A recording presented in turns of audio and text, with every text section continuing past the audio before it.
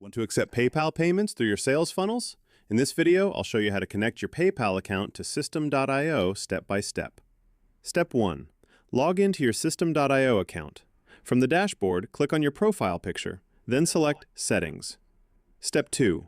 In the Settings menu, click Payment Gateways. You'll see the payment options that can be connected to your System.io account.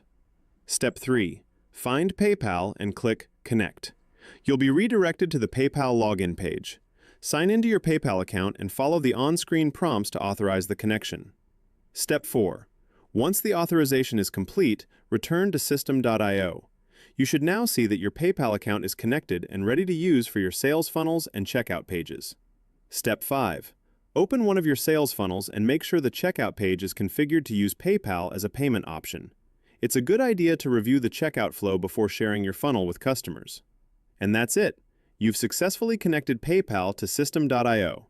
If you'd like to build sales funnels and accept payments with System.io, check out my affiliate link in the description below. Don't forget to like this video, subscribe to Funnel Growth Lab, and turn on notifications for more beginner-friendly System.io tutorials.